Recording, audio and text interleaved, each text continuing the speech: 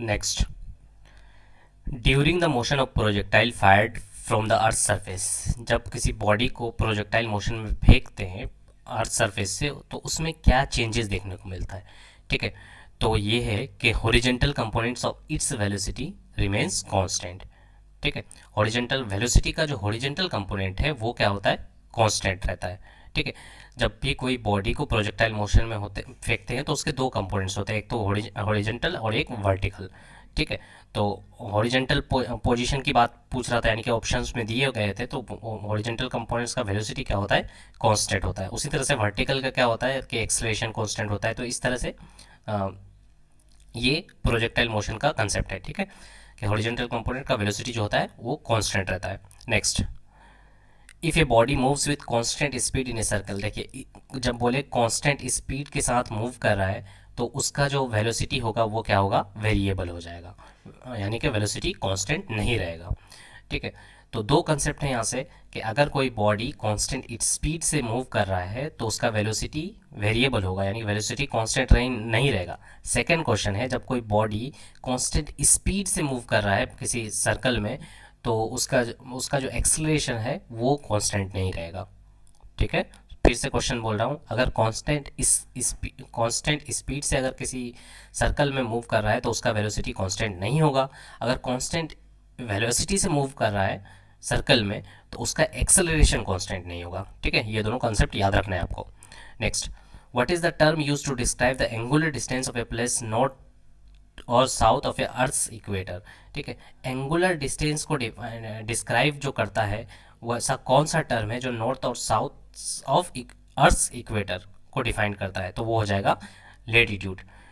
तो लेटीट्यूड को देख लेते हैं एक बार। लेटीट्यूड क्या करता है, नॉर्थ से साउथ का जो एंगुलर डिस्टेंस है उसको डिफाइन करता है। ठीक है, तो नॉर्थ से साउथ ये जो ब्लू ब्लू कलर के देख रहे हैं हम लोग, यही क्या है, लेटीट्यूड है, जो डिफाइन ब्लू और रेड कलर में जो कि डिफाइन करता है क्या, एंगुलर डिस्टेंस को। Next, who defined the law of gravitation, law of gravitation किसने दिया था या लॉ ऑफ ग्रेविटी किसने दिया था, तो ये हो जाएगा न्यूटन। नेक्स्ट है हमारा, a particle drop from the top of tower uniformly falls on the ground at a distance which is equal to the height of tower, which path will be traverse by the particle. ठीक है, बोल रहा है कि आप किसी particle को या किसी बॉल को क्या कर रहे हैं, टावर से ड्रॉप करा रहे हैं। ठीक है, अब सीधे सीधे आप फ्री फॉल नहीं करा रहे हैं। ठीक है, थोड़ा सा डिस्टेंस मेंटेन करके फेंक रहे हैं। देखिए, ground at a distance which is equal to the height of the tower, मैंने थोड़ा सा डिस्टेंस में जाकर जितना हाइट है उस टावर का उतना ही डिस्टेंस वो दूर जाके गिरता है।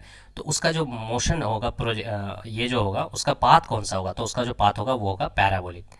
समझ में आ रहा है, क्वेश्चन फिर से सुन लीजिए। हम लोग डायरेक्ट नीचे नहीं गिरा रहे हैं, हम लोग थोड़ा सा डिस्टेंस ये करके फेंक रहे हैं। ठीक है, तो उसका जो पाथ होगा वो क्या होगा, parabolic. Next, if an object moves in a circular path with uniform it's motion is called uniform circular motion. Uniform circular motion किसको बोलते हैं, अगर कोई बॉडी सर्कुलर पाथ में यूनिफॉर्म स्पीड से मूव करे उसी चीज़ को क्या बोलते हैं, uniform circular motion.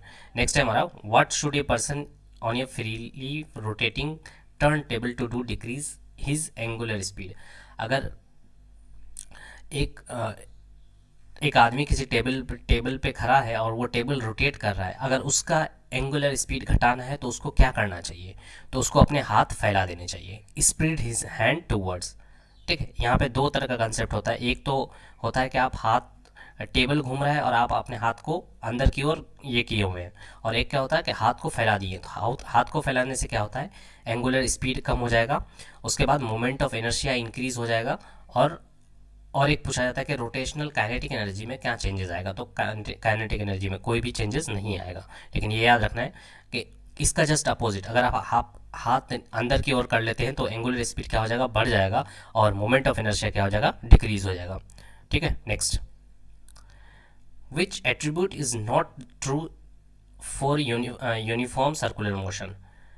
Uniform circular motion में क्या चीज़ सही नहीं है, तो ये होता है कि डिस्टेंस डिस्प्लेसमेंट के बराबर नहीं होता है। हम लोग जानते हैं कि डिस्टेंस क्या होता है, पाथ पे डिपेंड करता है कि पाथ कैसे कैसे हमने पाथ लिया उसी को बोलते हैं डिस्टेंस। लेकिन डिस्प्लेसमेंट क्या होता है, final position minus initial position, यानी कि शॉर्टकट लेंथ जो होता है वो डिस्प्लेसमेंट को डिफाइन करता है। तो सर्कुलर मोशन में क्या हो जाएगा, सर्कुलर मोशन में शॉर्टकट डिस्टेंस तो होता ही है, ठीक है। तो क्या हो जाएगा कि डिस्टेंस और डिस्प्लेसमेंट इक्वल नहीं होगा, ठीक है। तो ये चीज़ नॉट ट्रू हो जाएगा, ठीक है। Next, the motion of wheel of cart while moving on the road is an example हो। तो घोड़ा गाड़ी जो होता है ये किस चीज़ का एग्जाम्पल है, किस मोशन का एग्जाम्पल है? तो ये हो जाएगा ट्रांसलेशनरी एंड रोटेटरी। रोटेटरी और ट्रांसलेशनरी का मतलब क्या होता है? रोटेशन का मतलब होता है कि सिर्फ घूमना, ठीक है। घूम रहा है कोई बॉल, जैसे बॉल घूम रहा है, लेकिन घूमते हुए अगर आगे बढ़ रहा है तो उसको बोलते हैं ट्रांसलेशन। तो ट्रांसलेशन प्लस रोटेशन, ये क्या है? घोड़ा गाड़ी का एग्जाम्पल है। जैसे घोड़ा गाड़ी क्या करता है, उसका पहिया जो होता है वो घूमता भी है और आगे भी बढ़ता है, ठीक है। तो घूमना तो हो गया रोटेशन, और आगे भी बढ़ना क्या हो गया? ट्रांसलेशन। तो इसलिए एग्जाम्पल हो गया ट्रांसलेशन प्लस रोटेशन का, ठीक है। नेक्स्ट है हमारा, the motion of a body around a circular path is an example of, ठीक है। सर्कुलर पाथ पे जब कोई बॉडी मूव करता है तो वो क्या हो जाएगा? यूनिफॉर्म वेलोसिटी और वेरिएबल एक्सलेशन। तो मैंने पहले ही बात ये वाला बात किया था कि दो तरह के कंसेप्ट होते हैं कि कांस्टेंट स्पीड से मूव कर रहा है तो वेलोसिटी कांस्टेंट नहीं रहेगा, अगर यूनिफॉर्म वेलोसिटी से मूव कर रहा है तो वेरिएबल एक्सलेशन हो जाएगा, ठीक है। Next, a body of mass 8 kg moving with the velocity of 4 metre per second find is momentum. तो मोमेंटम का हम लोग पढ़ चुके हैं, मोमेंटम जो होता है एम भी होता है, मास इंटू वेलोसिटी। तो मास दिया हुआ है, वेलोसिटी दिया हुआ है, मोमेंटम आराम से निकाल सकते हैं हम लोग, ठीक है, मल्टीप्लाई करके। Next, which conservation principle is applicable in the case of motion of rocket. Rocket के केस में कौन सा प्रिंसिपल लागू होता है, कौन सा कंजर्वेशन लॉ? तो वो होता है कंजर्वेशन ऑफ मोमेंटम, ठीक है। नेक्स्ट, तो ये देख सकते हैं कंजर्वेशन ऑफ मोमेंटम पे ही रॉकेट वर्क करता है, ठीक है, कि m1v1 is equal to m2v2 होगा, ठीक है। When a car starts suddenly from rest, the people sitting inside the car move backward, law of inertia. This is an example of, तो ये कौन सा एग्जाम्पल है? Newton's first law of motion. Newton's का first law ही है जो inertia को define करता है, ठीक है।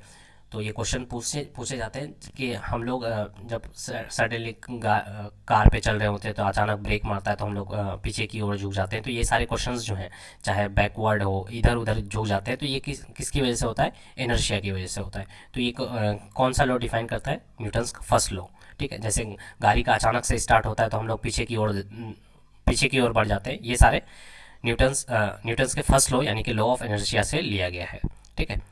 A man in train moving with constant velocity drops A ball on the platform, ठीक है। एक कोई ट्रेन में आदमी मूव कर रहा है कांस्टेंट वेलोसिटी से, ठीक है। उसने क्या किया? बॉल ड्रॉप किया। The path of the ball as seen by an observer standing on the platform is, तो उसको क्या दिखाई पड़ेगा ऑब्जर्वर को कि बॉल कौन सा पाथ फॉलो कर रहा है? तो क्या हो जाएगा? पैराबोला, ठीक है। आप देखे होंगे कि आप क्या कर रहे हैं, बॉल को ड्रॉप किए लेकिन बॉल क्या किया? पीछे जा करके गिरता है ना। तो वो कौन सा पाथ फॉलो करता है? तो वो फॉलो करता है parabola path, parabolic path. Next, action and reaction. Action and reaction की बात कौन से लॉ पे आता है? तो थर्ड लॉ पे आता है। और ये क्या होता है? Equal in magnitude. हम आपको जितना धक्का देंगे आप भी हमको उतना, माने दीवार भी हमको उतना ही धक्का देती है, ठीक है। आप दीवार को जितना धक्का देते हैं दीवार भी आपको उतना ही धक्का देती है। तो इसी को बोलते हैं action and reaction. On the basis of which phenomena does the jet engine work, ठीक है। पहले तो हो गया था रॉकेट वाला, तो रॉकेट वाला कौन सा? Conservation of momentum. तो जेट इंजन जो वर्क करता है वो हो जाएगा कंजर्वेशन ऑफ लीनियर मोमेंटम, ठीक है। क्योंकि ये क्या कर रहा है? जेट इंजन जो है लीनियरली मूव करता है, तो कौन सा ये करेगा?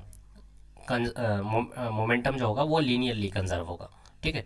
Conservation of linear momentum. If the velocity of body is double it's momentum, तो वेलोसिटी अगर डबल कर देंगे तो मोमेंटम में क्या चेंजेस आएगा? तो ये हो जाएगा डबल, क्योंकि हम लोग जानते हैं कि momentum is equal to m भी होता है। तो वेलोसिटी को डबल करेंगे तो मोमेंटम भी क्या हो जाएगा? डबल हो जाएगा, डायरेक्ट रिलेशन है, ठीक है। नेक्स्ट है हमारा, न्यूटन्स का कौन सा लॉ है जो डिफाइन करता है फोर्स को? तो ये हो जाएगा फर्स्ट लॉ, ठीक है। यहाँ पे दो तरह के क्वेश्चन पूछे जाते हैं कि न्यूटन्स का कौन से लॉ में फोर्स को एक्सप्लेन किया गया है? तो सेकंड लॉ। डिफाइन कौन से, माने फोर्स का जो ओरिजिन है वो कौन से लॉ से आता है? वो फर्स्ट लॉ से आता है, फर्स्ट लॉ ऑफ मोशन से, ठीक है। Next, a long jumper runs before jumping because, तो देखे होंगे कि जब कोई लॉन्ग जंप करता है तो वो बहुत दूर से रन करके आ रहा होता है। क्यों? उसको क्या चाहिए होता है? मोमेंटम चाहिए होता है, ठीक है, ताकि वो ठीक से जंप कर पाए। Next, in qualitative way the tendency of undistributed object to stay at rest or to keep in moving with the same velocity is called। ठीक है, जब कोई बॉडी रेस्ट पे रहता है तो वो चाहता है कि रेस्ट पे ही रहे, अगर मूव कर रहा होता है तो कांस्टेंट वेलोसिटी से मूव करते रहे। इस चीज़ को क्या बोलते हैं? तो इसको बोलते हैं इनर्शिया बोलते हैं, ठीक है। Next, Newton's first law of motion gives the concept of. तो न्यूटन्स फर्स्ट लॉ कौन सा कंसेप्ट देता है? तो लॉ ऑफ इनर्शिया दे रहा है, ठीक है। Next, a passenger standing in a bus thrown outward when the bus takes a sudden turn.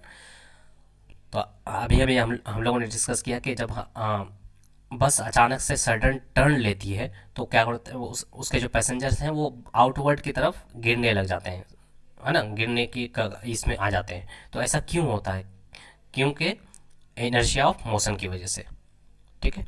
Next, an athlete runs before long jump to get advantage on. Same question था लेकिन इसका language change कर दिया गया है कि athlete क्या कर रहा है, लॉन्ग जंप के लिए क्या कर रहा है? रन करता है, ठीक है। तो उसको किस तरह का एडवांटेज मिलता है? इनर्शिया ऑफ मोशन का।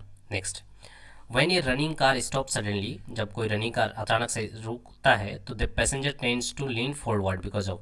तो यहाँ पे भी क्या होगा कि अचानक से जैसी गाड़ी रुकी वो सब कोई पैसेंजर लोग आगे की ओर झुक जाते हैं। क्या होता है यहाँ पे? यहाँ पे क्या होगा? इनर्शिया ऑफ मोशन, ठीक है। इनर्शिया ऑफ मोशन कहता क्या है कि जब कोई बॉडी मोशन पे होता है तो कॉन्स्टेंटली वो मोशन पे ही रहना चाहता है जब तक कि कोई उसमें एक्सटर्नल फोर्स ना लगाया जाए, जिसकी वजह से हम लोग क्या करते हैं? मोशन में रहते हैं और अचानक से ब्रेक मारता है तो हम लोग आगे की ओर झुक जाते हैं, ठीक है। नेक्स्ट हमारा, the Newton's first law is also cold. ठीक है, न्यूटन्स का पहला लॉ क्या बोलते हैं? लॉ ऑफ इनर्शिया बोलते हैं, ठीक है, क्योंकि लॉ ऑफ इनर्शिया जो आया है वो फर्स्ट लॉ से ही आया है। Qualitatively the inertia of an object is measured by it's. Inertia कैसे मेजर करते हैं? तो इनर्शिया को मेजर करते हैं मास से। Inertia of an object is measured by its mass. According to the second law of motion, for a given force, acceleration is inversely proportional to of an object। ठीक है, तो सेकंड लॉ में क्या defined होता है? Force को explain कर रहे होते हैं हम लोग। तो यही चीज़ पूछा है कि एक्सेलरेशन जो होता है वो किसके इन्वर्सली प्रोपोर्शनल होता है? तो हम लोग जानते हैं सेकंड लॉ के अनुसार F is equal to M A होता है, ठीक है, मास इंटू एक्सेलरेशन। तो एक्सेलरेशन क्या हो जाएगा? Force upon mass. अब बोला है कि एक्सेलरेशन किसके इन्वर्सली प्रोपोर्शनल होगा? जब गिवन फोर्स दिया हुआ है, यानी कि फोर्स दिया हुआ है तो किसके इन्वर्सली प्रोपोर्शनल हो जाएगा? मास के, ठीक है। Inertia is proportional to, inertia किसके प्रोपोर्शनल होता है? तो इनर्शिया मास के प्रोपोर्शनल होता है। अभी हम लोगों ने देखा ये वाला question, inertia of an object is measured by its mass. तो इनर्शिया किस पे डिपेंड होता है? तो मास पे ही डिपेंड होता है इनर्शिया। नेक्स्ट है हमारा, a jet engine works on the principle of. तो अभी देखा हम लोगों ने जेट इंजन किस पे वर्क करता है? प्रिंसिपल ऑफ या कंजर्वेशन ऑफ लीनियर मोमेंटम, ठीक है। ये जेट इंजन की बात। अगर रॉकेट की बात करें तो कंजर्वेशन ऑफ मोमेंटम, ठीक है। नेक्स्ट,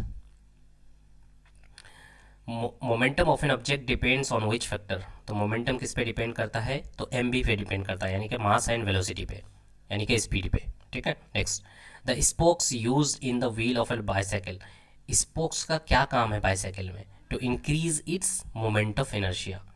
क्या करता है? मोमेंट ऑफ इनर्शिया को इंक्रीज करता है, यानी कि जब बॉडी बाइसाइकिल मूव कर रहा होता है उसको कॉन्स्टेंटली मूव करते रहने देना होता है, ठीक है। स्पोक्स क्या करता है? इस काम में हेल्प करता है उसकी, ठीक है, कि आपने साइकिल में पैडल मारा और वो कॉन्स्टेंटली मूव करता रहे जब तक कि आप उसको कोई रोक ना ले, ठीक है।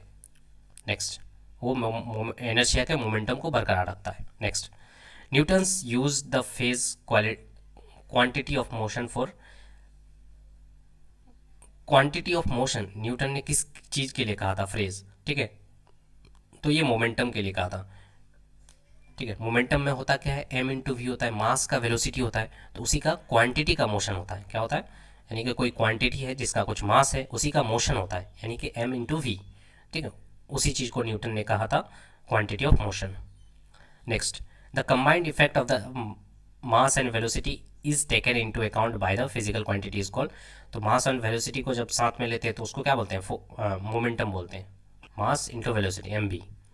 While catching a ball players pull down his hand to lower the, ठीक है, जब हम लोग कैच पकड़ते हैं तो देखिएगा अपने आप हाथ क्या कर लेते हैं, पीछे की ओर खींच लेते हैं। क्यों ऐसा करते हैं?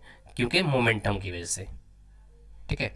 Next, a man is standing on the boat in still water if he walks towards the shore of the boat when will, ठीक है, अगर कोई आदमी बोट पे खड़ा है, ठीक है, उसके बाद वो क्या कर रहा है, वो शोर की ओर मूव कर रहा है, ठीक है, तो बोट किधर मूव करेगा, शोर से अपोजिट साइड में, ठीक है, move away from the shore. Next, why does cannon recoil after firing, ठीक है, रिकॉइल, तो हम लोग जब कैनन से फायरिंग करते हैं तो वो पीछे की ओर क्यों जाता है? न्यूटन्स थर्ड लॉ के अकॉर्डिंग, ठीक है, क्योंकि न्यूटन्स थर्ड लॉ क्या बोलता है कि हम किसी चीज़ को जब आगे की ओर धकेलते हैं तो वो हमको पीछे की ओर धकेलता है, ठीक है। तो ये कहाँ से आया, वो बंदूक और फायरिंग वाला, तो ये न्यूटन के थर्ड लॉ में बताया गया था, ठीक है। Next, what is the other name of Galileo's law of falling bodies? Galileo law का फॉलिंग बॉडीज को क्या बोलते हैं? तो न्यूटन्स का फर्स्ट लॉ, ठीक है। Next, which law of Newton defines the force? कौन सा लॉ डिफाइन करता है फोर्स को? तो से न्यूटन सेकेंड लॉ। हम मैंने बताया था कि सिर्फ फोर्स के बारे में जानकारी कहाँ से मिलता है, फर्स्ट लॉ से, लेकिन अगर बताए कि इसको एक्सप्लेन ये यहाँ से कहाँ से करते हैं तो हम लोग न्यूटन्स के सेकेंड लॉ से करते हैं। It is difficult to fix a nail on a freely suspended wooden frame, ठीक है, कोई वुडन फ्रेम है जो कि फ्रीली सस्पेंड का मतलब इधर उधर मूव कर सकता है। Which law support this statement? तो ये न्यूटन का थर्ड लॉ को सपोर्ट करता है, ठीक है, कि आप उसमें ठोक नहीं सकते हैं, ठीक है, जब तक कि वो फिक्स ना हो।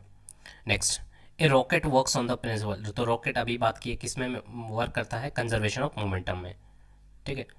तो यहाँ पे प्रिंसिपल ऑफ लीनियर मोमेंटम नहीं होगा, क्या हो जाएगा, सिर्फ प्रिंसिपल कंजर्वेशन ऑफ मोमेंटम हो जाएगा, या principle of conservation of momentum, ठीक है। लीनियर मोमेंटम पे कौन सा वर्क करता है, जेट इंजन वर्क करता है, ठीक है।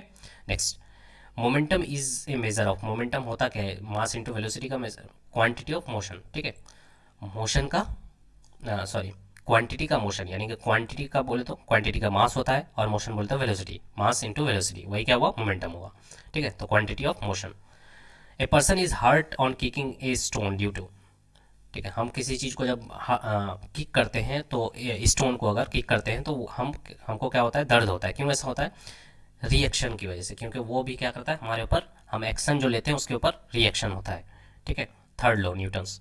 A metal ball and A rubber ball both have the same mass, एक रबर बॉल है और एक मेटल बॉल है, अगर उसका सेम मास है, striking A wall normally with the same velocity, आप अगर दोनों बॉल को दीवार पे दीवार पे मारते हैं, the rubber ball rebound and metal ball does not rebound, तो मेटल रबर बॉल जो है वो वापस हो जाता है, मैंने जंप करता है दोबारा, लेकिन स्टील बॉल जो है, मेटल बॉल जो है वो रिबाउंड नहीं करता है। इसका मतलब क्या हो रहा है, इसका मतलब क्या हो रहा है, the rubber ball suffer great change in momentum, तो रबर बॉल का देखिएगा वो क्या होता है, उसका शेप में चेंजेस आता है, ठीक है, यानी कि उसका मोमेंटम में चेंजेस आता है, और मेटल बॉल का मोमेंटम में चेंजेस नहीं आता है, ठीक है। याद रखना है आपको क्यों ऐसा होता है, क्योंकि मोमेंटम की वजह से। Next, should car have bumpers that collapse under impact, ठीक है, पूछा गया कि कार में बम्पर्स होना चाहिए क्या, तो यस होना चाहिए। वो क्या करता है, एब्जॉर्ब कर लेता है जितना भी कोलिजन होता है, ठीक है, since they helps to absorb the impact of collision, जो कोलिजन का इम्पैक्ट हुआ है वो उसको क्या कर लेता है, एब्जॉर्ब कर लेता है, इसलिए बम्पर क्या होना चाहिए, जरूर लगाना चाहिए, है ना, ठीक है। तो यही क्वेश्चन था। When milk is churned the cream separate from it due to, तो दूध से क्रीम को सेपरेट कौन से प्रिंसिपल पे करते हैं, तो ये हो जाएगा सेंट्रीफ्यूगल फोर्स में, ठीक है। सेंट्रीफ्यूगल फोर्स से बहुत तरह के क्वेश्चन पूछे जाते हैं कि चॉक वाटर से चॉक पाउडर को सेपरेट कैसे करते हैं, उसके बाद यूरिन कंपोनेंट और ब्लड को कैसे सेपरेट करते हैं, तो ये सारा जो एग्जांपल है वो सेंट्रीफ्यूगल फोर्स के द्वारा ही करते हैं, हम लोग सेंट्रीफ्यूगल प्रोसेस से करते हैं, ठीक है। तो ये याद रखिएगा। A bullet of mass 10 gram is fired with velocity 40 metre per second from a gun of mass 8 kg, find the recoil velocity, तो हम लोग जानते हैं इसको करने का तरीका क्या होता है कि m1v1 is equal to m2v2, यानी कि कंजर्वेशन ऑफ मोमेंटम।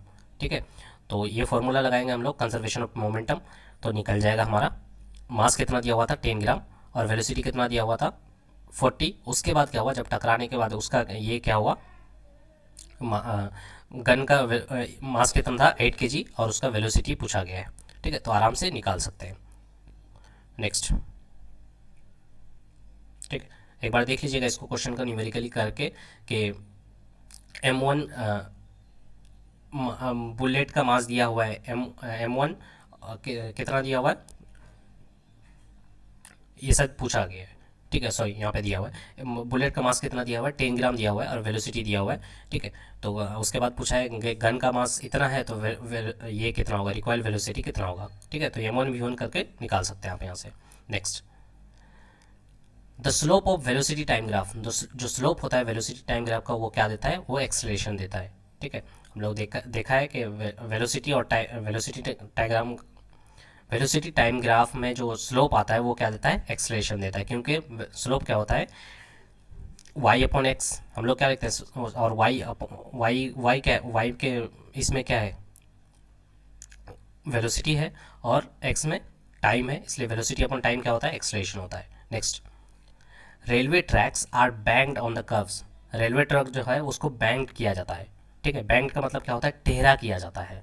क्यों ऐसा किया जाता है, ठीक है, तो इसके कंसेप्ट को अभी आगे डिस्कस करेंगे, क्यों ऐसा किया जाता है, क्योंकि वहाँ पे जो सेंट्रीपिटल,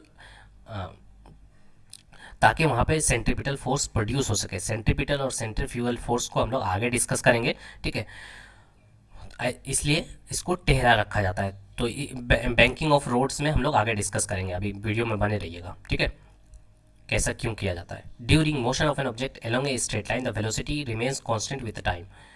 ठीक है, कौन से मोशन में the velocity remains constant with time, तो यूनिफॉर्म मोशन में वेलोसिटी जो होता है कांस्टेंट रहता है टाइम के साथ साथ। Next, when an object travels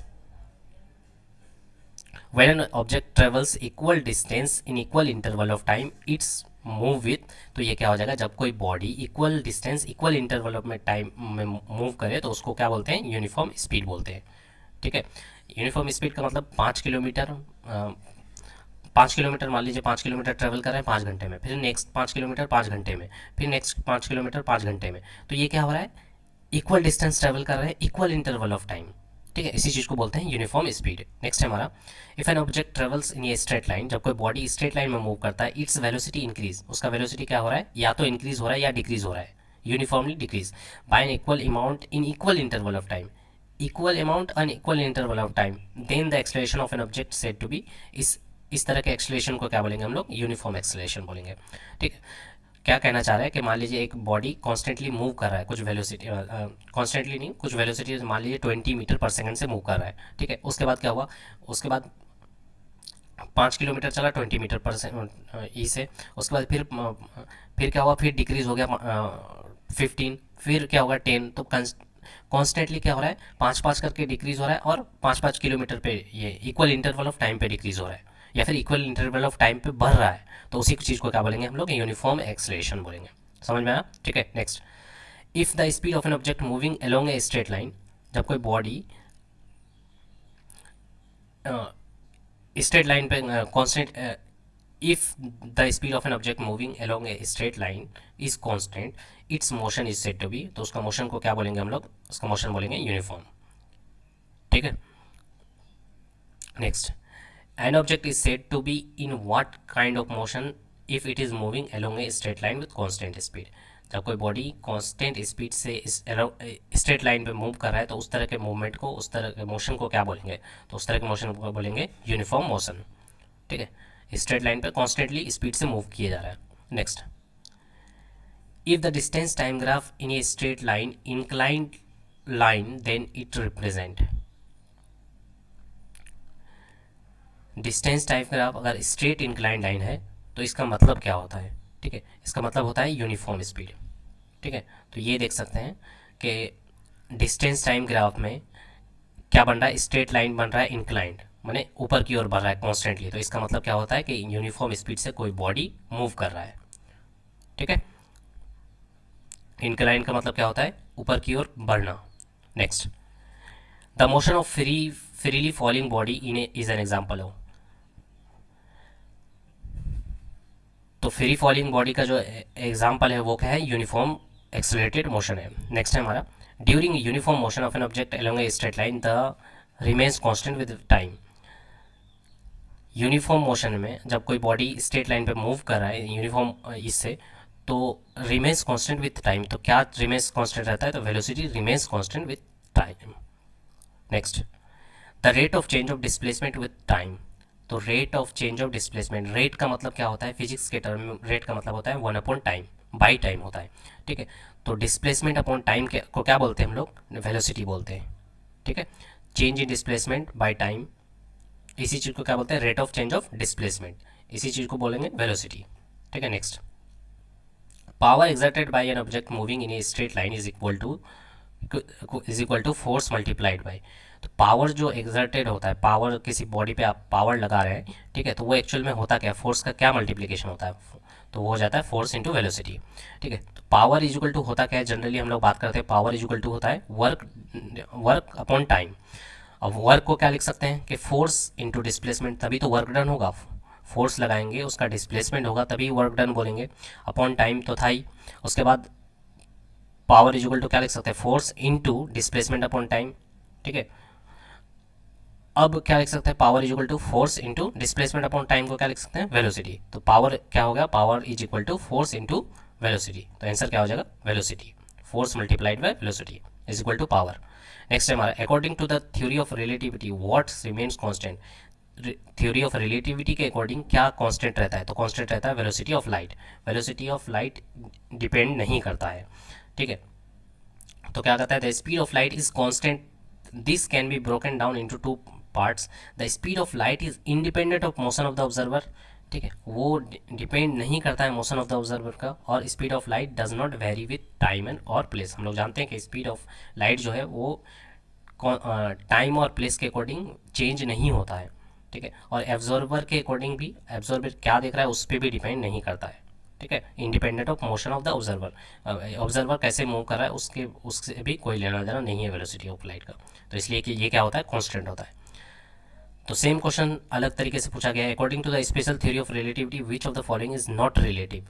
ठीक है, थ्योरी ऑफ रिलेटिव के अकॉर्डिंग कौन सा चीज़ रिलेटिव नहीं है, यानी कि कौन सा चीज़ कांस्टेंट नहीं है। ठीक है, कौन सा चीज़ कांस्टेंट है। ठीक है, तो ये हो जाएगा वेलोसिटी ऑफ लाइट। बाकी देख लीजिए ये सब क्या होता है, कांस्टेंट नहीं रहता। Time interval between the two events, simultaneity, length of an object, तो ये सारा क्या है, स्पेशल थ्योरी ऑफ रिलेटिविटी है। ठीक है, जो कि रिलेटिव है इससे। बाकी वेलोसिटी ऑफ लाइट क्या है, कांस्टेंट रहता है, तो ये रिलेटिव नहीं है। Next, it is difficult to walk on ice because. Ice में चलना डिफिकल्ट क्यों होता है, क्योंकि वहाँ पे क्या होता है, फ्रिक्शन की कमी होती है, एब्सेंस ऑफ फ्रिक्शन। फ्रिक्शन क्या करता है, हम लोग को चलने में हेल्प करता है किसी में चीज़ में। जैसे हम लोग ज़मीन पे चल रहे हैं, क्यों चल पा रहे हैं, क्योंकि उसमें फ्रिक्शन है, जिसकी वजह से ग्रिप पाते हैं और हम लोग चल पाते हैं। ठीक है, और अगर बात करें आइस में, आइस में किसी तरह का कोई ग्रिप नहीं होता है, यानी कि फ्रिक्शन, एब्सेंस ऑफ फ्रिक्शन होता है। The force act on an object which is free to move. If we know that the magnitude of force and the mass of an object, then Newton's second law motion enables us to determine object's acceleration. ठीक है, Newton's के second law से हम लोग क्या जानते हैं, force is equal to mass into acceleration. अब बोला गया है कि हम लोग को फोर्स और मास दिया हुआ है, फोर्स और मास पता है, तो क्या हम लोग सेकंड लॉ से हम लोग क्या निकाल सकते हैं, तो सेकंड लॉ से एक्सलेशन निकाल सकते हैं। ठीक है, फोर्स और मास गिवन है तो एक्सेलरेशन निकाल सकते हैं। When a body falls from aeroplane there increase in its. जब कोई बॉडी एरोप्लेन से गिरता है तो उसका क्या चीज़ में इंक्रीज आता है, एक्सेलरेशन में। ठीक है, देखेंगे कि वेलोसिटी का जैसे जैसे वो नीचे की ओर आता है उसका वेलोसिटी बहुत ज़्यादा चेंज होने लगता है, यानी कि बहुत ज़्यादा बढ़ने लगता है। ठीक है, जब कोई बॉडी को किसी ऊपर जगह से गिराते हैं तो उसका जैसे जैसे वेलोसिटी में बहुत ज़्यादा चेंज आएगा, इसका मतलब वेलोसिटी चेंज हुआ तो एक्सेलरेशन होगा, तो इसलिए क्या होगा, एक्सेलरेशन में भी इंक्रीमेंट आ जाएगा, एक्सेलरेशन भी इंक्रीज हो जाएगा। नेक्स्ट है हमारा, the centre of gravity of the sphincter. Sphincter का मतलब क्या होता है, जो लोग दौड़ लगाते हैं ना, तो ड्यूरिंग द रेस लाइज, तो उसका जो सेंटर ऑफ ग्रेविटी होता है वो नीचे की ओर होता है, head of his feet, feet माने फीट से आगे की ओर होता है। क्योंकि वो क्या होता है, आगे की ओर झुका हुआ रहता है। ये देखिए, ठीक है, जब कोई स्पिंटर रन करता है तो उसका बॉडी क्या होता है, आगे की ओर झुका हुआ रहता है, और उसका जो सेंटर ऑफ ग्रेविटी है वो क्या करता है, आगे की ओर झुका हुआ रहता है, यानी कि हेड ऑफ हिज फीट। इसका फीट तो यहाँ पे है, ठीक है, लेकिन इसका जो सेंटर ऑफ ग्रेविटी है वो आगे की ओर है। नेक्स्ट है हमारा, ए फोर्स में change an object speed direction shape. अगर फोर्स किसी बॉडी पे लगा रहे हैं तो उसके किस किस चीज़ पे चेंज आ सकता है, स्पीड, डायरेक्शन, शेप। तो इसका आंसर हो जाएगा ऑल, हर एक चीज़ पे चेंज आ सकता है। Friction can be reduce by which of the following. तो फ्रिक्शन को कैसे घटा सकते हैं, तो पॉलिशिंग सरफेस पे अगर पॉलिशिंग कर दिए तो वहाँ पे क्या होगा, जितने भी गड्ढे थे, रफ सरफेस थे, वो क्या हो गया, खत्म हो गए, तो क्या होगा, फ्रिक्शन क्या हो जाएगा, कम हो जाएगा। उसके बाद यूज़ ऑफ लिब्रिकेशन देखिएगा हम लोग के, जब जब हम लोग का मशीन वगैरह वर्क नहीं करता है प्रॉपरली, ठीक है, ठीक ठाक रुक रुक के वर्क करता है, तो हम लोग उसमें लिब्रिकेशन देते हैं, तो वो क्या करता है, फ्रीली मूव करता है। इसका मतलब वहाँ पे क्या हो गया, फ्रिक्शन का कमी हो गया, तो यूज़ ऑफ लिब्रिकेशन हो जाएगा। उसके बाद डिक्रीज एरिया ऑफ कॉन्टैक्ट, जितना एरिया कम होगा उसका फ्रिक्शन क्या होगा, उतना घट जाएगा, ठीक है। अगर एरिया ऑफ कॉन्टैक्ट ज़्यादा होगा तो फ्रिक्शन भी ज़्यादा होगा, ठीक है। तो ये सारे क्या होगा, सारा सही हो जाएगा। अगर फ्रिक्शन को रिड्यूस करना है तो सरफेस को पॉलिश कर दीजिए, फ्रिक्शन डिक्रीज हो जाएगा। लुब्रिकेशन यूज़ करिए, friction decrease. Area of contact को डिक्रीज करिए तो फ्रिक्शन क्या हो जाएगा, फ्रिक्शन रिड्यूस हो जाएगा। Next, internal force. तो ये बता दें कि फ्रिक्शन का घटना या बढ़ना वो डिपेंड करता है कि आप किस चीज़ के लिए यूज़ कर रहे हैं। मान लीजिए फ्रिक्शन अगर इसके लिए क्या, फ्रिक्शन अगर ज़मीन पे घट जा रहा है तो हम लोग क्या करेंगे, हम लोग ज़मीन पे चल नहीं पाएंगे। तो ज़मीन के लिए फ्रिक्शन क्या होना, ज़्यादा होना भी, बहुत ज़्यादा होना भी ख़राब है, और कम होना भी ये है, तो मीडियम रहता है, इसलिए हम लोग चल पाते हैं। बहुत ज़्यादा होगा फ्रिक्शन तो क्या हो जाएगा, हम लोग चिपक जाएंगे, आगे बढ़ ही नहीं पाएंगे। और अगर कम होगा तो क्या होगा, फ्रिक्शन कम होगा तो हम लोग गिर जाएंगे, जैसे बर्फ़ की बात की है। नेक्स्ट, इंटरनल फोर्सेस में क्या होता है, are always balance. Internal force हमेशा बैलेंस होता है, ठीक है। The the ratio of total distance travel. तो पहले सोचिए क्या होता है, रेशियो की बात करें यानी कि डिवाइड की बात करें, तो total distance travel by total time taken, यानी कि distance upon time. Total distance upon total time क्या होता है, एवरेज स्पीड होता है, ठीक है। डिस्टेंस अपॉन टाइम स्पीड होता है, अगर total distance upon total time की बात करें तो एवरेज स्पीड हो जाएगा। Next, the phenomena of rising the outer edge of curve road above the inner edge to provide necessary centripetal force to the vehicle to take safe turn is called. उसको क्या बोलते हैं, तो उसको बोलते हैं बैंकिंग ऑफ रोड्स, ठीक है। ये बैंकिंग ऑफ रोड्स होता क्या है, ठीक है। मैंने पीछे भी रेलवे ट्रैक वाला क्वेश्चन में आया था कि उसको टेढ़ा क्यों किया जाता है, तो मैंने कहा था कि यहाँ पे डिस्कस करेंगे। तो एक्चुअल में होता क्या है, जहाँ पे टर्निंग होता है, जिस साइड की ओर टर्निंग होता है, तो उसको हमेशा नीचा रखा जाता है। यहाँ पे कुछ ज़्यादा ही दिखाया दे गया है कि इतना टेढ़ा टेढ़ा होता है, ठीक है।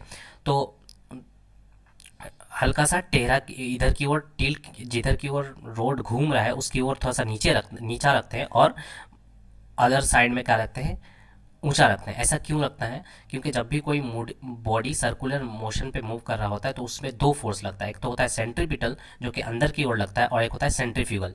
अगर रोड को हम लोग टेढ़ा नहीं करते हैं ना, तो वहाँ पे सेंट्रीफ्यूगल फोर्स बहुत ज़्यादा हो जाएगा, और गाड़ी जो है बाहर की ओर फेंका जाएगा, ठीक है, बाहर की ओर टकरा जाएगा। ये वाला जो ग्रिल है इससे टकरा जाएगा, अगर इसको इसको थोड़ा सा टेढ़ा में नहीं बनाते। ये देखना रोड कितना टेढ़ा है, जब जब टर्निंग होता है वहाँ पे टेढ़ा इसलिए बनाया जाता है ताकि बाहर से जितना भी सेंट्रीफ्यूगल फोर्स आ रहा है, ठीक है, उसको बैलेंस कर सके, कहीं उसकी ओर खींचा हुआ न चला जाए, ठीक है। इसी चीज़ को बोलते हैं बैंकिंग ऑफ रोड्स, यानी कि रोड का टेढ़ा पड़ना टर्निंग पॉइंट पे, ठीक है। ठीक है, समझ में आ रहा है कि रोड क्या होता है, जहाँ पे टर्निंग पॉइंट होता है वहाँ पे क्या होता है, वहाँ पे थोड़ा सा उसको तिरछा वाले, इसमें देखिए यहाँ पे रोड कितना एंगल में बना के बैठा है, ठीक है। रोड क्या है, थोड़ा सा झुका हुआ है, समझ में आ रहा है, रोड स्ट्रेट नहीं है, तो इसी चीज़ को बोलते हैं banking of roads. Next, a boy sitting in an open car moving with constant speed throws a ball straight up in the air, ठीक है। अब कोई कार है जिसमें एक बच्चा बैठा हुआ है, उसने क्या किया, बॉल फेंका, तो बॉल को उसको द बॉल फॉल्स, उसने क्या किया, बॉल फेंका, तो उसको क्या नज़र आएगा कि बॉल जो है बिहाइंड हिम, बॉल क्या हो जाएगा, उसके पीछे चला जाएगा, ठीक है। और ये भी पूछा जा सकता है कि बॉल कौन से पाथ को फॉलो करेगा, तो बॉल पैराबोलिक पाथ को फॉलो करेगा। हम लोग आगे भी डिस्कस कर चुके हैं ये वाला क्वेश्चन, ठीक है। नेक्स्ट है हमारा, it is easier to carry 2 buckets of water in one hand each then centre of gravity and to carry one only one in one hand because, ठीक है। तो ये पूछा गया है कि हम लोगों को एक हाथ में एक बाल्टी लेके जाना आसान होता है या दो हाथ में दो बाल्टी, तो दो हाथ में दो बाल्टी ले आना ज़्यादा आसान होता है। क्यों? क्योंकि centre of gravity on centre of equilibrium force with in the feet. देखिएगा, आप लोग नोटिस कीजिएगा कि हम लोग जब एक हाथ से बाल्टी लेकर के जा रहे होते हैं तो हमारा बॉडी जो है उसके अपोजिट साइड में थोड़ा सा झुका हुआ होता है। ठीक है, जिधर बाल्टी होता है उधर हमारा सर नहीं झुकता है, हमारा सर उसके अपोजिट साइड में झुकता है। ठीक है, और हमारा जो सेंटर ऑफ ग्रेविटी है उसी बाल्टी के अपोजिट साइड में चला जाता है। लेकिन अगर दो हाथ में दो बाल्टी पकड़ ले तो हमारा बॉडी क्या होता है, स्ट्रेट हो जाता है, जिसकी वजह से हमारा सेंटर ऑफ ग्रेविटी और सेंटर ऑफ इक्विलिब्रियम हमारे फीट में होता है, जिसकी वजह से आसान हो जाता है उस चीज़ को कैरी करना, दो हाथ में अगर दो बाल्टी हो। ठीक है, ये कंसेप्ट है। Damp clothes are dried in the spin dryer by the action of. ठीक है, तो डैम क्लोथ को यानी कि गंदे क्लोथ्स को इस स्पिन ड्रायर में जो क्लीन करते हैं तो वो कौन से प्रिंसिपल पे वर्क करता है, तो वो हो जाएगा सेंट्रीफ्यूगल फोर्सेस। ठीक है, उसको अलग करता है, गंदगी को इससे अलग करता है। तो अभी अभी हम लोगों ने बात की है कि मिल्क में से फैट कौन अलग करता है, किस प्रोसेस से अलग करता है या किस फोर्स के द्वारा अलग किया जाता है, तो ये होता है सेंट्रीफ्यूगल फोर्स।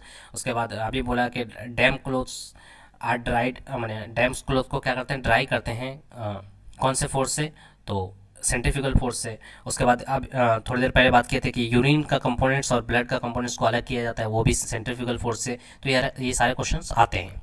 नेक्स्ट है हमारा the washing machine works on the principle of, तो वॉशिंग मशीन कौन से प्रिंसिपल पे वर्क करता है, तो ये हो जाएगा सेंट्रीफ्यूगेशन, यानी कि वहाँ पे भी कौन सा फोर्स एक्ट करता है, सेंट्रीफ्यूगल फोर्स एक्ट करता है वॉशिंग मशीन में। ठीक है, कौन से प्रिंसिपल पे, सेंट्रीफ्यूगेशन। ठीक है, name the external force that act readily inward during the circular motion of the body. तो अभी बात की है कि जब कोई बॉडी सर्कुलर मोशन में मूव करता है तो उसके इनवर्ड कौन सा फोर्स लगता है, तो वो होता है सेंट्रीपिटल फोर्स, क्योंकि किसको बैलेंस करना रहता है, सेंट्रीफ्यूगल फोर्स को। देखिए, सेंट्रीफ्यूगल फोर्स बाहर की ओर लग रहा है, ठीक है, और सेंट्रीपिटल फोर्स उसको अंदर की ओर लगा रहा है। ठीक है, जिसकी वजह से क्या होता है, जो गाड़ी है वो उस सर्कल पे मूव कर पाता है। ठीक है, तो एक हो जाएगा सेंट्रीफ्यूगल फोर्स और एक हो जाएगा सेंट्रीपिटल फोर्स। तो इनवर्ड में कौन लगता है, सेंट्रीपिटल फोर्स। नेक्स्ट है हमारा what type of force act on A car moving around a curve. तो कौन सा कार लगता है, what type of force act on A car moving around a curve, तो कौन सा